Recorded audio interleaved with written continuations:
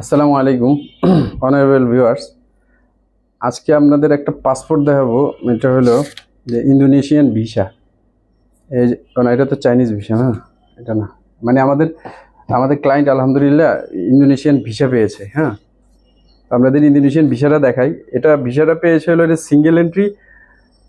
এটা 18/11, আজকে হলো 28 তারিখ, 10 দিন আগে ভিসাটা ইস্যু হয়েছে। হ্যাঁ, আর তো এই ভিসাটা পেলাম আপনার।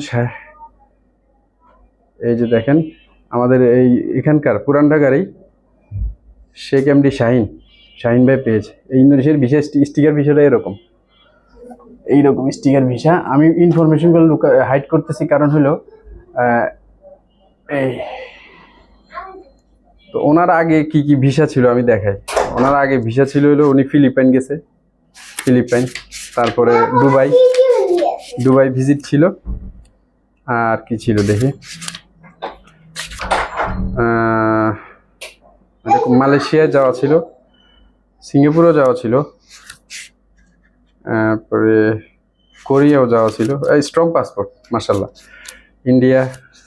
ইন্ডিয়াও যাওয়া ছিল। এই এটা কি ভিসা?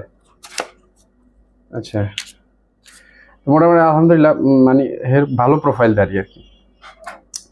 তো ইন্দোনেশিয়ান ভিসা যদি আপনার, এটা স্টিকার ভিসা, যারা স্টিকার ভিসা পছন্দ করে তাদের জন্য এই ভিডিওটা বানালাম আজকে। মানে গতকাল ডেলিভারি পেলাম এটা। তো আপনারা যে নেসেসারি ডকুমেন্টগুলো লাগবে সেটা আমি বলে দিচ্ছি। সেটা হলো যে আপনার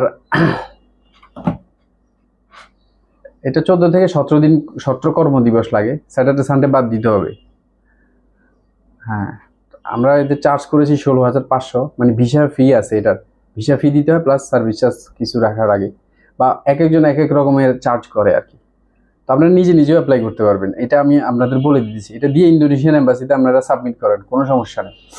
আর কোনো হেল্প লাগলে আমাদেরকেও জিজ্ঞেস করতে পারেন। এই লাগবে হলেও একটা পাসপোর্ট লাগবে যেটা মেয়াদ থাকতে হবে 1 বছরের উপরে। আচ্ছা, আর যদি কোনো হারানো পাসপোর্ট থাকে তাহলে এটা জিডি কপি লাগবে, অবশ্যই জিডি কপি আপনাকে দিতে হবে। আর হইলো লাস্ট 7 মাসের ব্যাংক সলভেন্সি এবং স্টেটমেন্ট দিতে হবে। আর ব্যাংক ব্যালেন্স ন্যূনতম 2 থেকে আড়াই লাখ টাকা থাকতে হবে, লাস্ট ব্যাংক ব্যালেন্স। আর ট্রানজ্যাকশন তো যাতে থাকে, হ্যাঁ, 7 মাসের ট্রানজ্যাকশন কম বেশি যাতে থাকে। এরপর একটা ভিজিটিং কার্ড লাগবে, তারপরে ট্রেড লাইসেন্স, যেটা হাল নাগাদ নবায়ন, লাস্ট ট্রেড নাগাদ 2025 না, তাহলে এটার রিনিউড ট্রেড লাইসেন্সটা দিবেন। সব কি অফক্লোজ ফটোকপি সব কিছু। তারপরে টিন এবং ট্যাক্স রিটার্ন যদি থাকে ওইটাও দিবেন। তারপরে 2 কপি সাদা ব্যাকগ্রাউন্ড ছবি দিবেন, যেটার কোনো টুপি এবং গ্লাস থাকতে পারবে না। এই তারপরে দিবেন হলো আপনার এনআইডি কার্ড যদি থাকে এনআইডির ফটোকপি দিবেন, জন্মসনদ যদি থাকে ওইটার ফটোকপি দিবেন। আর যদি চাকরিজীবী হন তাহলে নো অবজেকশন সার্টিফিকেট দিন, মানে যেটা এনওসি বলা হয়, কোম্পানির প্যাডে এনওসি দিবেন। কেউ যদি এনওসির হেল্প লাগে তাহলে আমার বললে আমি এনওসি কিভাবে লিখতে হয় এটা বলে দেবো ইনশাল্লাহ। তারপরে লাগবে একটা এয়ার টিকেটের ডেমো কপি, এয়ার টিকেট। আর হলো হোটেল বুকিং, এটা দিতে হবে। এই তো এগুলো মোটামুটি হইলে তো আশা রাখি ইনশাল্লাহ। আর এটার ভিতরে আবার কিন্তু ইন্দোনেশিয়ায় ট্রাভেল ইন্স্যুরেন্সটা লাগে।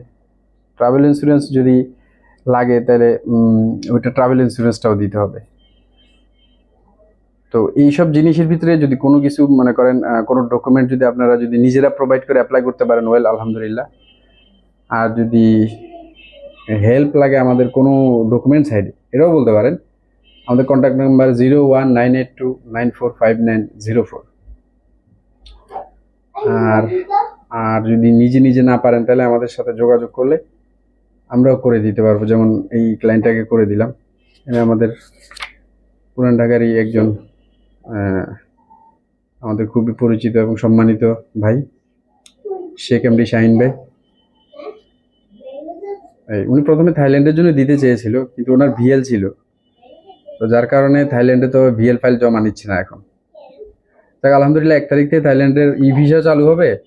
তো এই ভিএল টিএল এগুলা এই পাতাটাতে মানে ব্লার করে ওই থাইল্যান্ডে ই ভিসা অ্যাপ্লাই করলে 1 তারিখ থেকে আপনারা থাইল্যান্ডেরটাও ইনশাল্লাহ পাবেন। যারা বিয়ে গেছেন তারাও হয়তো তাদের জন্য ব্যবস্থা থাকবে, আশা রাখি ইনশাল্লাহ। I hope that. এই তো আজকে পর্যন্ত অন্য কোনো দিন অন্য কোনো গুরুত্বপূর্ণ তথ্য নিয়ে আপনাদের কাছে আসবো ইনশাল্লাহ। সে পর্যন্ত আসসালামু আলাইকুম ওয়া রাহমাতুল্লাহি ওয়া বারাকাতুহু। আলহামদুলিল্লাহ।